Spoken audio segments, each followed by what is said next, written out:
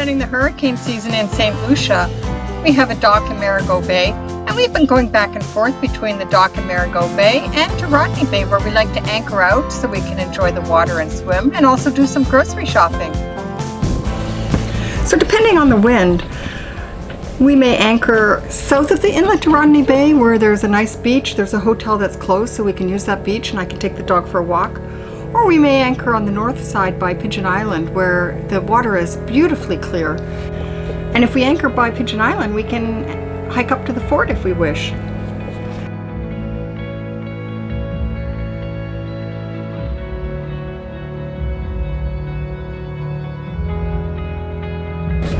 Grocery shopping in Rodney Bay means taking the dinghy into town, past the marina, into the bay, go to the dinghy dock, we tie up and lock the dinghy, and then we walk into town and go to the grocery store. I really like the Massy Gourmet store because you can get a good selection of good wines and also fantastic cheeses from France. And of course fresh vegetables, but we sometimes buy them from George, the guy who comes around in the boat.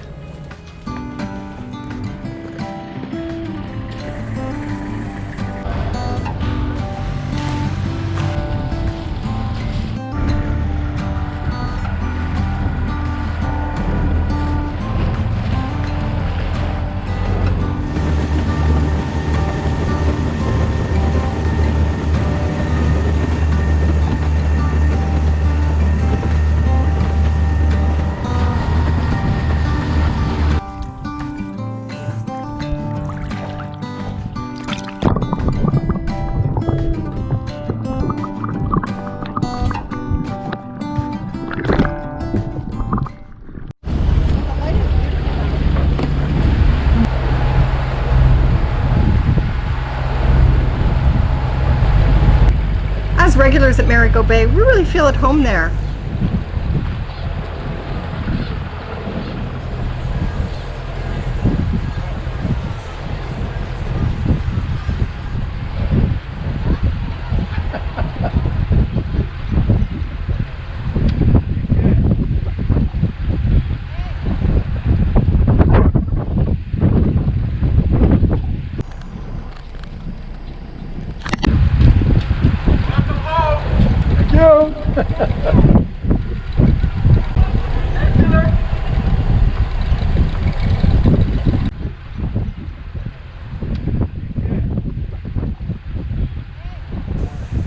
Docking the boat is down to a fine art. We have all the lines put back in the same way, so we can do that very quickly.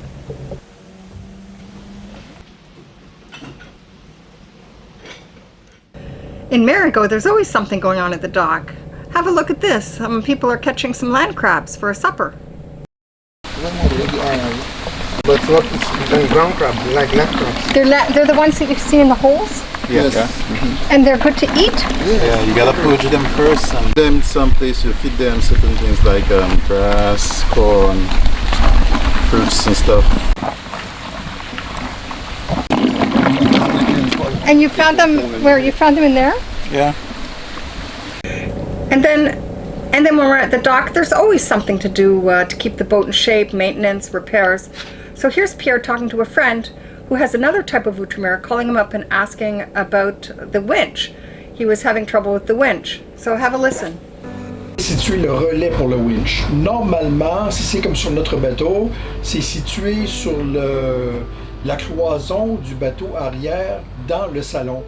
C'est-à-dire que pour y accéder, il faut vider le compartiment de storage pour la vaisselle là, ou autre. Faut enlever tous les panneaux qu'il y a dans le fond. Ils sont tous mis au velcro, c'est quand même, ça s'enlève facilement ça. Enlever tout ce qu'il y a dans la petite cloison là. Après ça, enlever les panneaux au fond, puis là, ça va nous faire accéder au relais du winch. Et à Outre-mer, c'est assuré qu'on ait facilement accès à tout ça. Donc, il doit y avoir une manière simple de s'y rendre. Il faudrait que je regarde, là. Mais je suis convaincu qu'il y a une manière très simple de s'y rendre parce que c'est des endroits qui demandent la maintenance régulièrement. Now this is actually pretty strange, but right after we had this call about the winch, we had an issue with our own winch. The winch went berserk, and luckily Pierre was at the nav station because otherwise it could have ended in disaster. I was sitting at my nav station, and all of a sudden I heard a strange motor noise, and it wasn't the anchor. So I raced outside and found that the further port winch was turning by itself continuously. But the worst thing is that you normally keep the sheets for the genoa tight so that they're not flapping, and so they were around the winch. Yep. And that meant that they were tightening those sheets. Bay Marina, Rodney Bay Marina, Rodney Bay Marina. This is sailing. So this was a Come in, over. potential disastrous situation that had to be fixed quickly. That is real emergency, because if you have unlimited tension on the sheet like this, which is pulling on the further, which is pulling on the stay, and this is an integral stay, it could pull the stay right off, and the mast would fall down. And good morning to you. That's not a great way to start the morning, was it? Yes, And it was early in the morning. So when our winch went crazy, we were really lucky that this happened when Pierre was at the nav station, could quickly jump up and get the sheet off the winch so that it wouldn't continue to put tension on the genoa and on the forestay. So now it was our turn to empty the cabinets to access all of the relays for the winch. Obviously, a signal coming from what it thought was a switch came in. So Pierre, tell our viewers if you found anything. Yeah, well, everything works, and the switches are working, which is really disturbing now. I was hoping that something would show as abnormal. Well, I saw some sparks. What? I just activated the relay. Should it be sparking? Of course.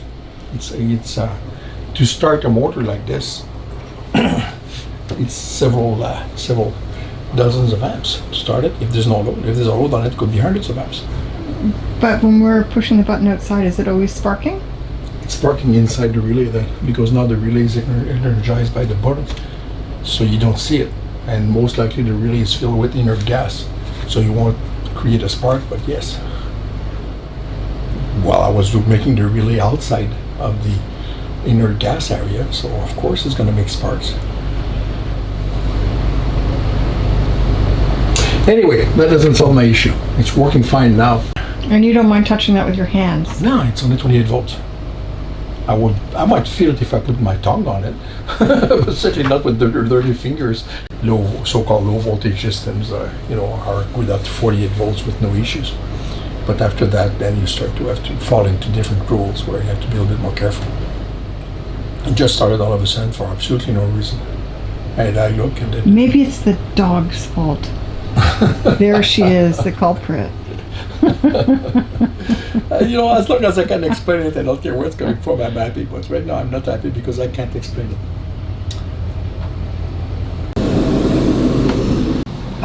One is low speed, that's high speed, that's low speed. No, it was high speed. I heard it. Which is up here.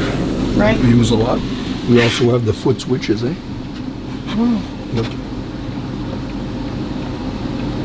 So it's the foot switches that are broken. It's this one here. When I pushed it, the winch started running. No, And you couldn't stop it? couldn't stop it.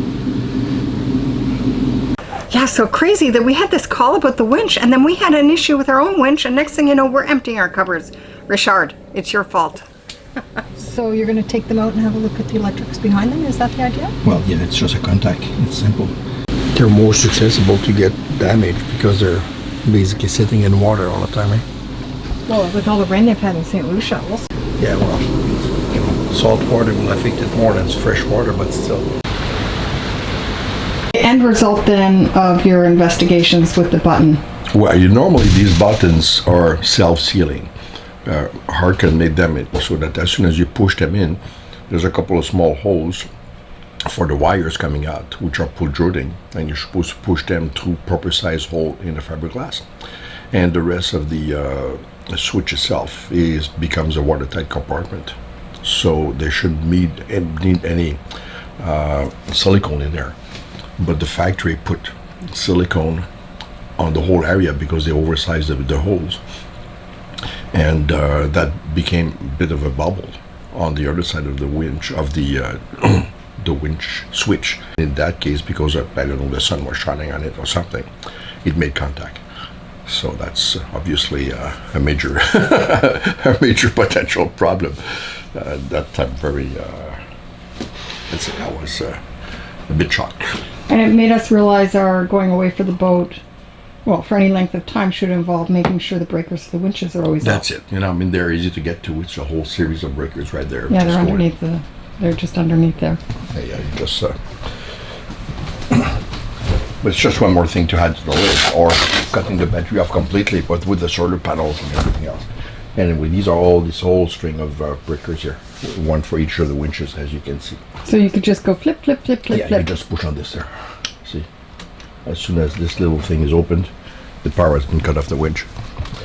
So we should probably have this or a list of things to do if we're not on the boat.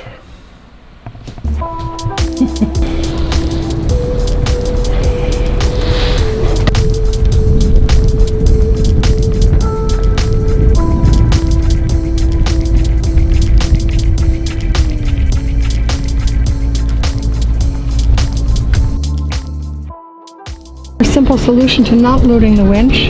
It keeps the sheet tight. And we don't have to have it on the winch. Simple. So you can see now, we don't leave any lines loaded on our electric winches, even if we're on the boat. Alright, so what I'm doing this evening is trying to get this iPad to work. So it's an old iPad, and I've just wiped it. And I'm going to set it up for a little girl who has online school, but she doesn't have a computer or a tablet. So hopefully I can get it figured out, give her a password, an Apple password, and get her Zoom on this tablet.